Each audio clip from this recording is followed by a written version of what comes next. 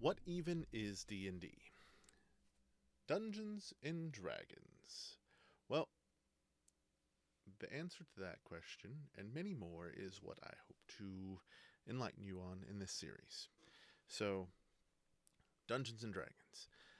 It is a TTRPG or a tabletop role-playing game.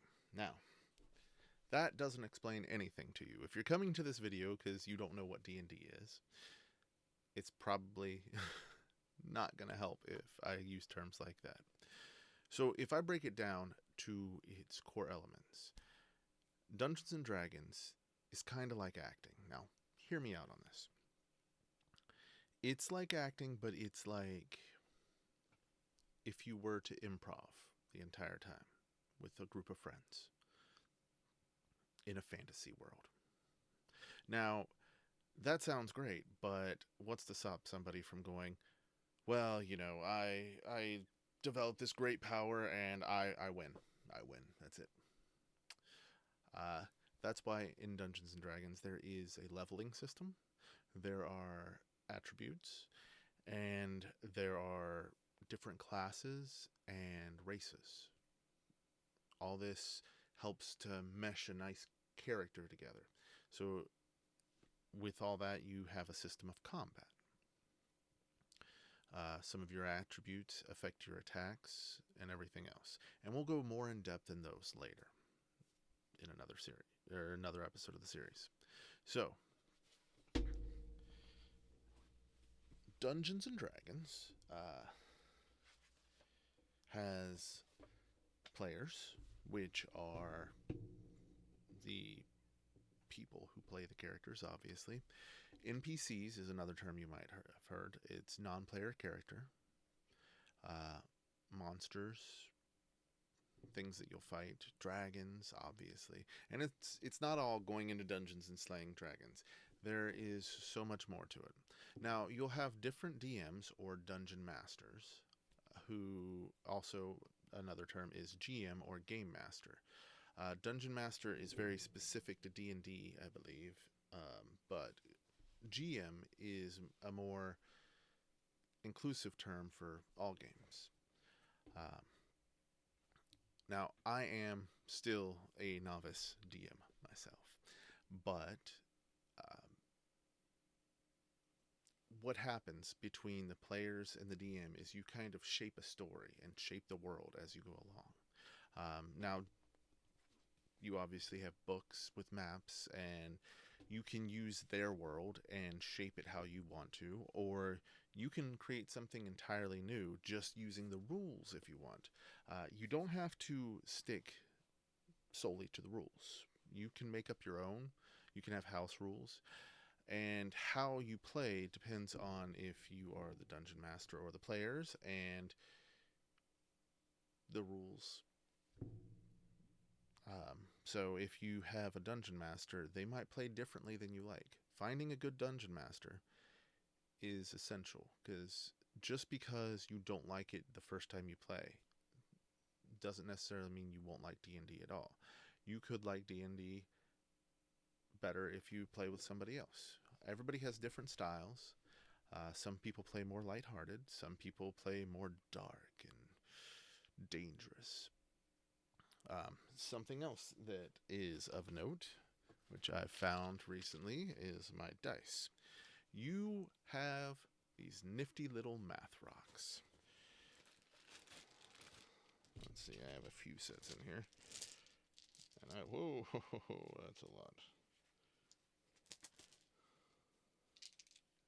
Don't drop any. All right. These are D20s, or 20-sided dice. You have your standard die 6, which comes in dots or number form. There's the D8.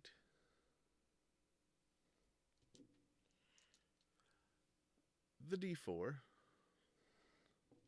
Let me see if I can find a couple of these. Okay, I found a couple, but they aren't what I'm hoping for. These are D10s. They come in single and 2 number sets. When they're in the single number, they stand for like the single number, and then the double number stands for like 10, 20, 30, 40, 50, etc. Uh, that way you can get up to 100. They're also known as percentile dice because you roll 2 and the outcome is the percent. It can be useful in random encounters or loot charts, or some weapons or spells have a percent of something happening. Let's see. I believe this is a D12. Yes. Let me show you. A D12. 12-sided die. And I don't know if I think that's everything in dice. So yes. And if you get into Dungeons and Dragons, you will find you collect lots of dice. Oh, sorry. And if you notice in here, I also have a D20 ring. Now these are very fun. Pull this out and show it to you. It's just a ring that spins. Now there are a plethora of dice out there, and you can have so much fun collecting them, but that's not all D&D is about.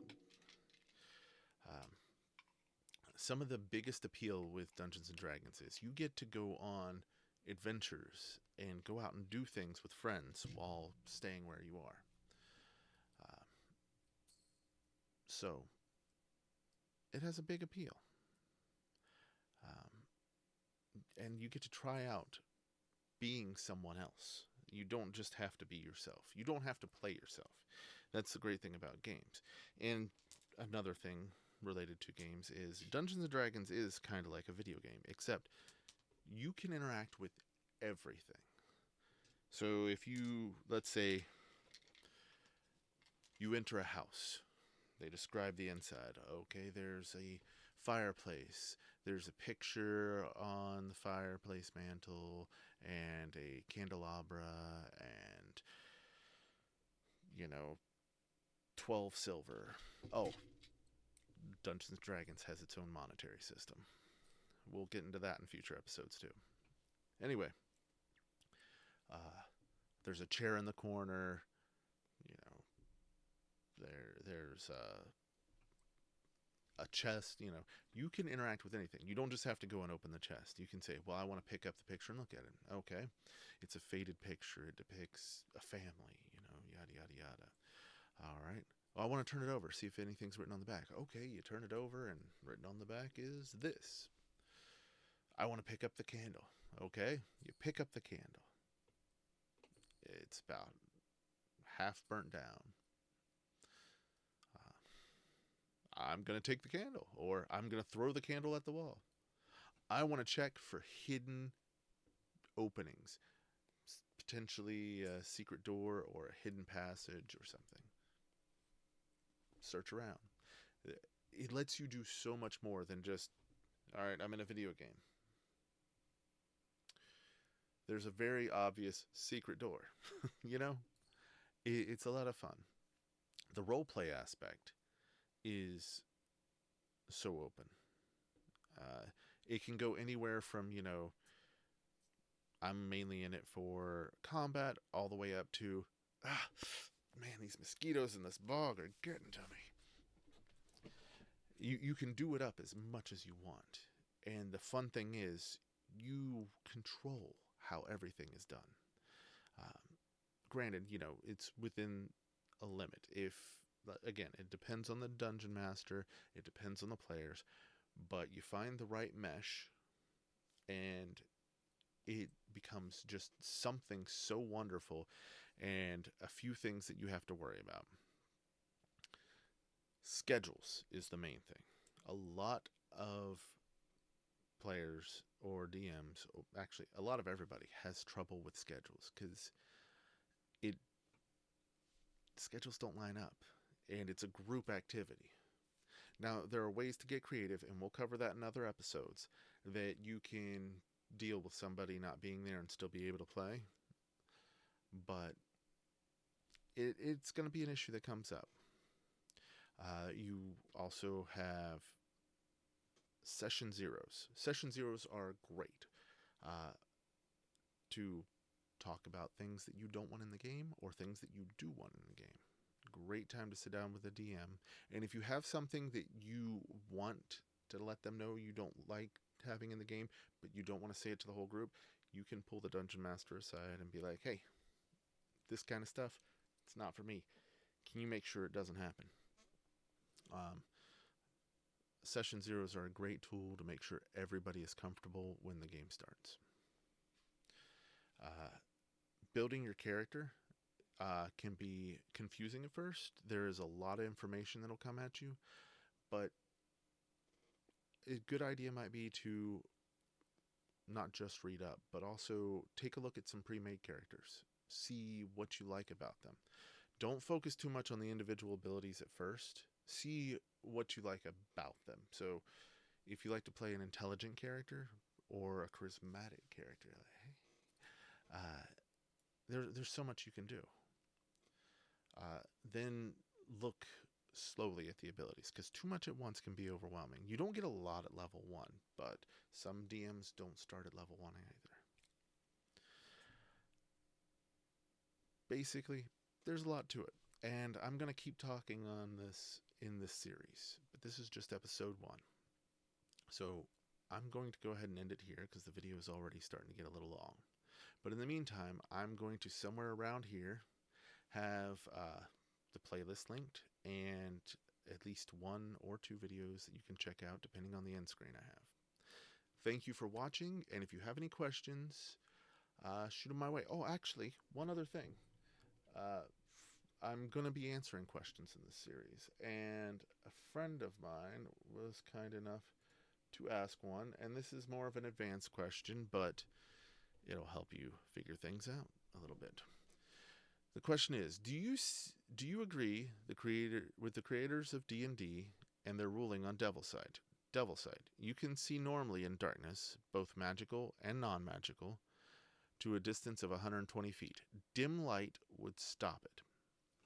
So, I don't want to say that dim light would stop it completely. I like to think of it like, if you had a bright light in your face, you can still kind of see along the edges. I would treat it like, kind of like cover, you know? You can't fully see out from behind cover. You can kind of see. Your view's partially blocked. So, and I would come up with my own rules for that. So yes, that's my first ever question. Again, feel free to ask your own. Throw them in the comments. If you want to check out my Discord, there'll be linkage down below, and you can throw questions there too. Thank you so much for joining me. There will be more videos, and check out these things. Later, guys.